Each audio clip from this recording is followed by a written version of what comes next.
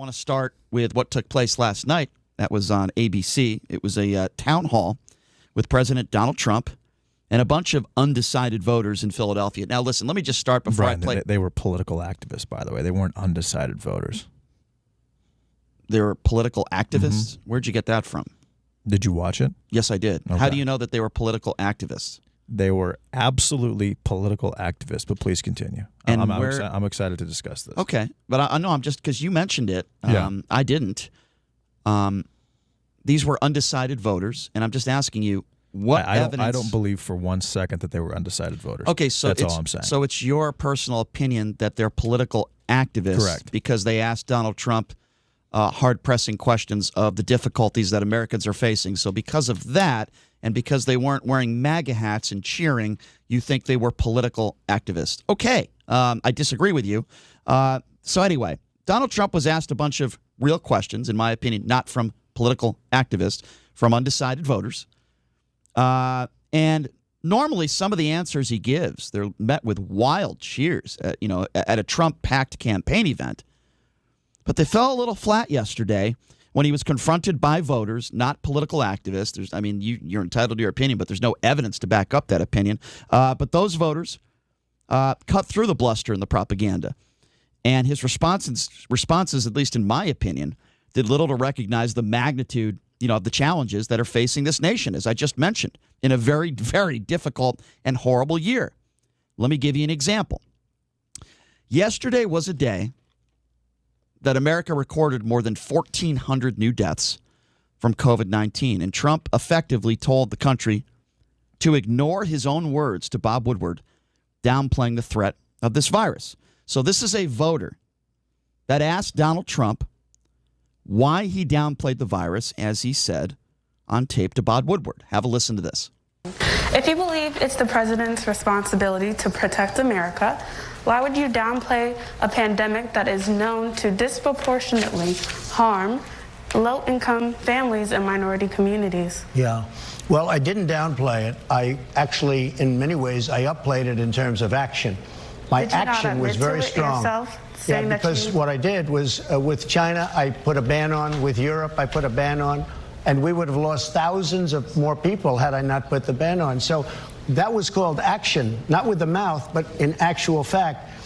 We did a very, very good job when we put that ban on. Whether you call it talent or luck, it was very important. So we saved a lot of lives when we did that. So my response to that, if I was asking a question, if I was one of those people in the crowd, they probably wouldn't have wanted me there. My response would have... 1,179 died yesterday, not 1,400, Brian. Okay, well, those are the numbers that I have according to the CDC.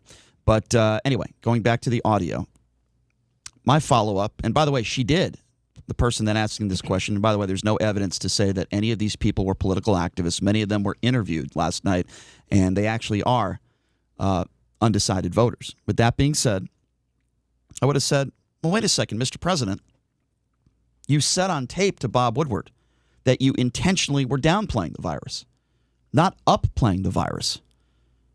That's what I would have said. And by the way, she tried to say that. She tried to jump in, and Donald Trump would not let her do that. But his response and his answer is absurd because that's what he said on tape. But Donald Trump blamed Joe Biden. What he said was, he says actions speak louder than words. And I agree. 200,000 people dead. I agree with you. I actually made actions. That seemed to work really well. It did work very, very well, Brian. Right. Well, your definition of working very well and mine are two very different things. Let's keep in mind that a woman went on Tucker Carlson last night and said that she knows for a fact that this virus was created in a lab in China and released onto the American people on purpose. And what does that have to do with Trump's response? We won't discuss that at all. But let's not forget that actually took place as well. What does it have to do with what we're talking about? We're not talking about how the virus started. No logical human being is saying that Donald Trump created the virus. We're talking about the response to the virus. Right. And he shut down travel to China. Now, he did let American citizens that were in China return home, and there was about 40,000 of those. But he did shut down travel to China on, I believe, January 29th. And you'll be able to go over that and debate it with Doug Basham. I've debated it with you time and time again, and it's not factually accurate. But here's what we do know. It actually is accurate. Okay, well, I'm not going to debate that. Here's what we do know. Because it's accurate. Okay, no, it's not. Here's what we do know. Almost 200. We just passed the 195,000 mark of people that have died from this virus. We know that this country wasn't prepared for testing. We were not prepared for it. This has been a disaster. We are at the epicenter globally of this virus. We also know that we are the richest country in the world. We have about 4% of the population, yet we are responsible for 25% of the cases in the world. You got that directly from George Stephanopoulos? I have no idea what you're talking about. I don't get my stuff like you from Twitter. What you just said is the exact verbatim what George Stephanopoulos said yesterday. Well, I said it yesterday. I said it the day before, and I've been saying it for months. So I have no idea what you're talking about. In fact, I said it on Monday, and I'll repeat it one more time. I don't get my information from Twitter like some people. I don't get my information from a member of the media like some people. I don't get my information from conspiracy theorists like some people. I get facts. And the fact is, which I said on Monday, so I don't know why you would think I would get my facts or my information from a member of the media who's asking Donald Trump questions. That's not how I do my show prep. I said it on Monday, and I'll say it again. We have 4% of the global population, yet 25% of cases. So nobody is going to convince me that Donald Trump has done a wonderful job in dealing with this pandemic. But let's move on. Donald Trump now blamed Joe Biden for not instituting a national mask mandate. This is really funny because last I checked, Joe Biden is no longer the vice president. He's not a politician, and he can't institute a mask mandate because he's not a lawmaker. Anyway, listen to this cut. It's crazy. The wearing of masks has proven to lessen the spread of COVID. Why don't you support a mandate for national mask wearing, and why don't you wear a mask more often? Well, I do wear them when I have to and when I'm in hospitals and other locations, but I will say this. They said at the Democrat convention they're going to do a national mandate. They never did it because they've checked out and they didn't do it.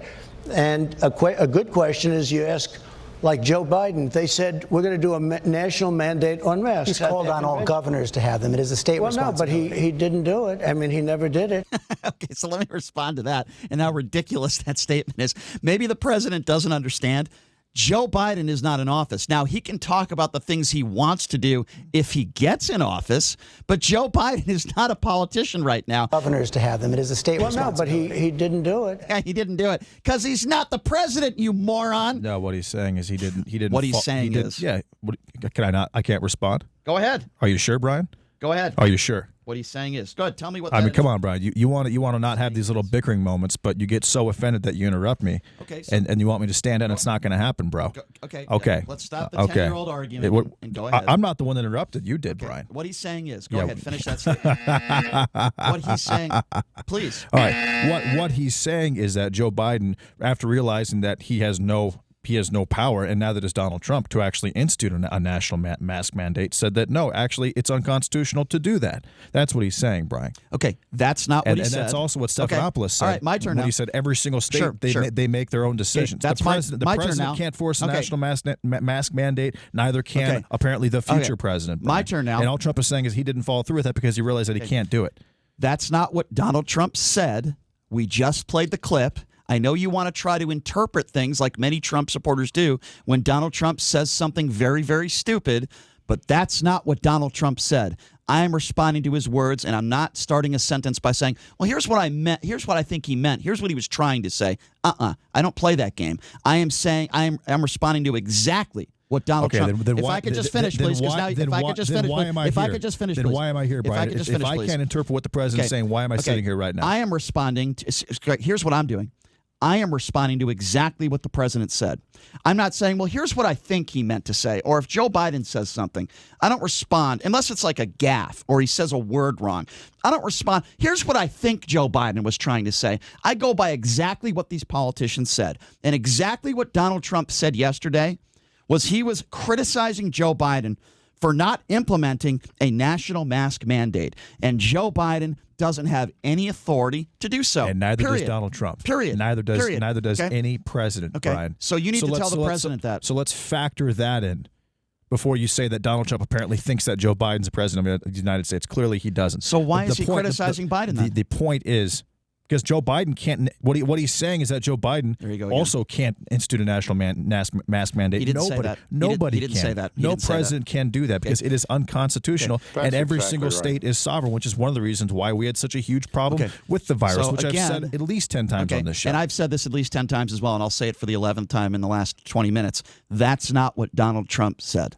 You can interpret it all you want to, but I'm going by his exact words. And he was criticizing Joe Biden for policy change, for a national mask mandate change. He didn't say anything as to what you just said, and that's why I'm criticizing Donald Trump, because Joe Biden cannot put any policy in action right now, including a mask mandate, because he is not in office. Very simple. Let's move on now.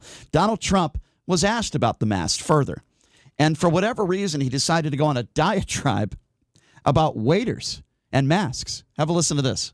Now, there is, by the way, a lot of people don't want to wear masks. There are a lot of people think the masks are not good. And there are a lot of people that, as an example, Who are those people? Well, I'll tell you who those people are. Waiters. They come over and they serve you, and they have a mask. And I saw it the other day where they were serving me. And they're playing with a mask. I'm not blaming them. I'm just saying what happens. They're playing with a mask, so the mask is over, and they're touching it, and then they're touching the plate. That can't be good. Apparently, Donald Trump is doing surveys with waiters now. He wanted a diatribe talking about how waiters are touching their face, and they served me food the other night. Waiters are talking about this. Then things got really weird because he used a term that I've never heard before.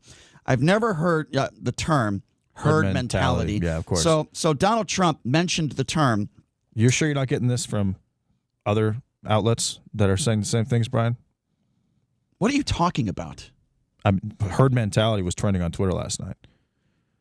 Okay, unlike herd mentality was mentioned by CNN, was mentioned by MSNBC, was mentioned by a lot of. All right, I want our producer Jason Stein to come in here now. That's exactly right. I'd like our producer politically specific. Okay, I'd like our producer anti-Trump. Okay, digital media outlets and publications. Now this is getting to the point of ridiculous. How is this ridiculous? Okay, because our producer is the person that put this audio together, and it's insulting that you would even make a statement like that. Why are you insulted, Brian? You shouldn't be insulted. Well, I think it is insulting that you think that we get talking points from left wing, and that's how our producer gets the audio. So Stein, can you please explain to our co-host here, how you got this audio? He's making an insinuation that we got this audio from some left-wing publication or something. Got the audio by watching the town hall and pulling out the most interesting, talkable sound bites. Right, and herd mentality, the comment that he made. And interesting and talkable means those that make Donald Trump look as bad as possible, correct? Okay. I don't even know how to respond to that. I really don't get it. All right. I don't even know how to respond to that. I mean, Laura Ingraham was talking about the town hall last night, too. Of course she was. Absolutely. Everybody was. So anyway, you asked me where I got it. That's where I got it. Okay, cool. Am I done here? Yeah, I just wanted to make that clear because I didn't really feel like getting into a debate with JD about what JD's trying to do is trying to trigger you. Yeah. No, He's trying to trigger you. I'm not trying to trigger Brian. No, I'm not. Okay. Well, then you're just saying things stupid just because you enjoy it. I have no interest in triggering Brian. That's exactly right. Then maybe he just wants to like for example, when he makes a statement that these people that were at this town hall that were asking the questions were radical lefties. I didn't say they were radical at all. What's the term you used? I said they were political activists. They're political activists, who I right? believe were handed the questions in advance. And why do you believe that? What's your evidence to support that opinion? Do you have any evidence at all to support the fact that that's true? Why would those questions be questions from undecided voters? Okay, so you're asking me a question. Yeah. I'm asking you the question first. You actually think that all those evidence? those people that asked those questions were undecided voters? That you actually believe that? Yes, I do. Okay. You know why, That's fine. JD? I don't believe that, but you obviously are entitled to believe what you want to believe. Okay, but Brian. when you make a statement like that, give me something. Why? Because somebody asked about health care? Because somebody asked the president about race relations? That leads you to believe that these were people that are not middle of the road people that I don't understand how you come up with something like that. We know that Donald Trump was talking about herd immunity. Donald Trump is not a doctor. He's not a virologist. He's not a specialist in these type of things. Am I surprised that he mixed up that word? No.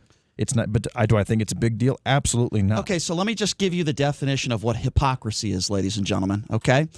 Every time Joe Biden misspeaks. That's not true at all. Okay, if I could we never discuss every single time Joe Biden. If I can finish, please. Biden, yesterday, Joe Biden waved to an empty field yesterday after getting plane. Nothing to do with what we're talking about. Okay. We don't discuss what happens with Joe Biden. Let me know when I can talk without you interrupting me, please. Again, because the last 50 minutes have been dope radio.